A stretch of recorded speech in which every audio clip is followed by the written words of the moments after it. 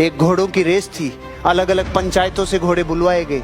एक पंचायत में घोड़ा नहीं था, तो पंचायत ने कहा भाई साहब अपने गांव की इज्जत का सवाल है। उन्होंने बोला क्या किया जाए कि घोड़ा नहीं है, गधे को तैयार करो। अब उन्होंने पूरे गांव ने ढूंढा, गधों में हड़कंप मच गया और हम मरवा दिया, रे घोड़ों में भेजेंगे। गधों में हड़कंप मच गया, लेकिन फिर भी जो हृष्ट पुष्ट था ना गधा, थोड़ा सा घोड़े जैसा लगने वाला, उसको लिया। उसको लेके कि भाई तू कर सकता, वो कहता मरवाओगे रो, मत भेजो। नहीं तू कर सकता है। उसको पूरे 2 दिन का आरटीपी दे के बोला तू कर सकता है। अब इतने पंप भरते हैं तो कुछ तो फर्क पड़ता है कि नहीं पड़ता है। गधे ने बोला मैं जाएगा, गांव की इज्जत के लिए मैं जाएगा, रेस में जाएगा, पंचायत की इज्जत के लिए पूरा लुट जाएगा, लेकिन मैं जाएगा। ओके, सरपंच तैयार, सारी टीम तैयार, और गधे को लाके खड़ा कर दिया रेसिंग की लाइन पे, और गधा बिल्कुल रेडी।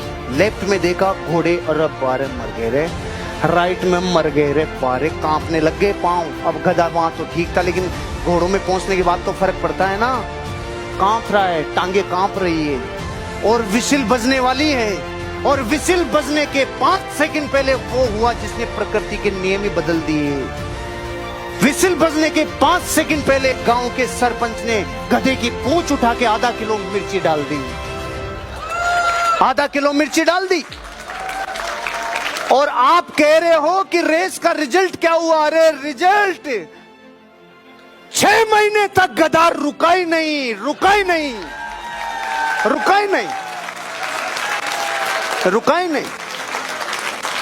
5-6 रेस और हो गई 6 महीने में, वो रुका ही नहीं। क्यों? जिसके आग लग रही होती है ना, आग, वो नहीं रुक सकता। एक गधा भी घोड़ों को हरा सकता है जब डिजायर अपनी तड़प पे होती है। इस कहानी का मैसेज ये है, अगर जिंदगी में आप भी कुछ कर गुजरना चाहते हो, अपनी डिजायर को थोड़ा होले अब थोड़ा सा आंच देना चालू करो। लेते हैं, गौरव ने एक मनौती मानी। क्या मानी साहब? मन्नत मांगी। ठीक है, अब मन्नत में यह है कि जो पहला नवरात्रा होगा उसमें ये वहां पर जाके वैष्णो देवी में माथा टेकेगा। Got it? Are you getting the point? ठीक है गौरव, अब इसने पहले नवरात्रि में वहां पर क्या टेकना है? माथा। ये मनौती है इसकी, और ये भक्त भी अच्छा है। अब क्या हुआ, अब इसने ट्रेन बुक कराई हुई है अपने फैमिली के साथ, जो नई दिल्ली से जम्मू जाएगी, और वो ट्रेन है एक पर्टिकुलर डे में, एक पर्टिकुलर टाइम पे। ठीक है गौरव, अब गौरव अपने फैमिली को लेके नई दिल्ली स्टेशन जाता है। ठीक है गौरव, स्टेशन जाते ही ट्रैफिक में फंस जाता है और ट्रेन छूट जाती। ऐसा हो सकता है। अब ट्रेन छूट गई, अब ये क्या करेगा? मैं इससे पूछना चाहता हूं, क्योंकि इसने मनौती मानी है कि मुझे जाना है। क्या करेगा गौरव? गाड़ी बुक कराऊंगा, टैक्सी बुक कराऊंगा और निकल जाऊंगा। टैक्सी बुक कराऊंगा जम्मू तक, और आपको पता चलता है कि आज टैक्सी की हड़ताल है। आपको पता चलता है और तो सडन कि आज टैक्सी की स्ट्राइक है। बस में निकल जाऊंगा। आप बस में निकलते हैं, चलो फॉर द, आपका दिन बड़े अच्छे थे, बस की स्ट्राइक नहीं थी, आपने बस ली और आप बस में चले, और जैसे आप करनाल पहुंचे बस के आगे के 2 टायर पंचर हो गए। आप क्या करोगे?